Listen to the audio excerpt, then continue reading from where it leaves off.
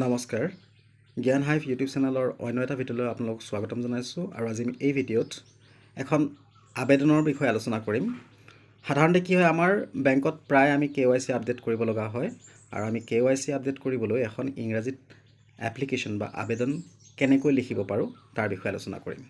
তো হেডিংটো হ'ব application for updating KYC in bank. তো প্ৰথমতে আমি লিখিব লাগিব to the branch manager bank name. ইয়াত আপোনালোকৰ যিটো বেংক হয়, যিটো বেংকত আপোনালোকৰ একাউণ্ট থাকিব, সেই বেংকৰ নাম দিব লাগিব আৰু তাৰ পাছত যিটো আছে বেংক এড্ৰেছ, তাত আপোনালোকে বেংকৰ ঠিকনা লিখিব লাগিব।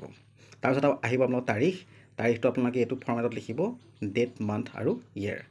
তাৰপিছত আহিব আপোনালোকৰ বিষয়বস্তু হৈছে subject application to bank manager for KYC update. তো KYC আপডেটৰ কাৰণে বেংক সঞ্চালকলৈ এখন আবেদন।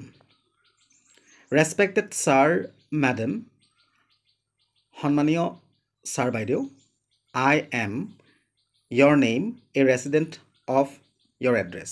তাৰমানে মই বুলি কৈ আপোনালোকৰ নিজৰ নামটো লিখিব লাগিব আৰু এজন আমুক জেগাৰ, অৰ্থাৎ আপোনালোকৰ যিটো ঠিকনা হয় সেই ঠিকনাটো দিব লাগিব যে তাৰে নিবাসী।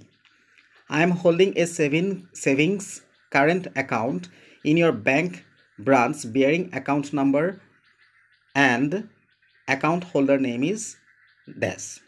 তাত কি কৰিব লাগিব, আপোনালোকে ইয়াত লিখিব লাগিব যে মই আপোনাৰ ব্ৰাঞ্চত, আপোনাৰ শাখাত এটা একাউণ্ট, আপোনালোকৰ যি একাউণ্ট হয়, ছেভিং একাউণ্ট হয়, কাৰেণ্ট একাউণ্ট হয় বা ৰেকাৰিংহে হয়, যিয়ে নহয় আপোনালোকে উল্লেখ কৰিব লাগিব, সঞ্চয় হয়। তো আপোনালোকে উল্লেখ কৰিব আৰু তাৰ পাছত ক'ব লাগিব যে আপোনালোকৰ যিটো একাউণ্ট, সেই একাউণ্টৰ নাম্বাৰটো, মোৰ বেংক একাউণ্টৰ নাম্বাৰটো হৈছে এইটো, আৰু লগতে দিব লাগিব সেই একাউণ্ট হোল্ডাৰজনৰ বা একাউণ্টধাৰীজনৰ নাম।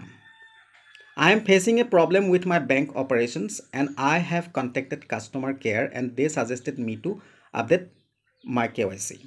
তো মই বেংকৰ কাম কাজত সমস্যাৰ সন্মুখীন হৈছোঁ, গতিকে মই গ্ৰাহক সেৱাৰ লগত পৰামৰ্শ হ'লোঁ, কথা পাতিলোঁ আৰু তেওঁলোকে মোক ছাজেষ্ট কৰিলে, তেওঁলোকে মোক ক'লে যে মই বেংকৰ যি KYC তাক আপডেট কৰিব লাগে। I have enclosed all the essential documents along with this application.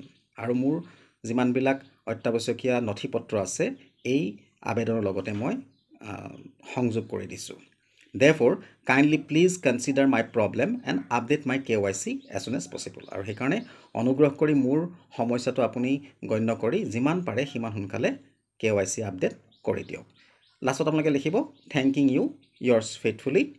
ইয়াত আপোনালোকৰ ছিগনেচাৰ থাকিব, আপোনালোকৰ নাম আৰু আপোনালোকৰ কণ্টেক্ট নাম্বাৰ বা ফোন নম্বৰ দি দিব। তো ধন্যবাদ সহকাৰে আপোনাৰ বিশ্বাসভাজন নাম দিব আৰু কণ্টেক্ট নাম্বাৰ দিব।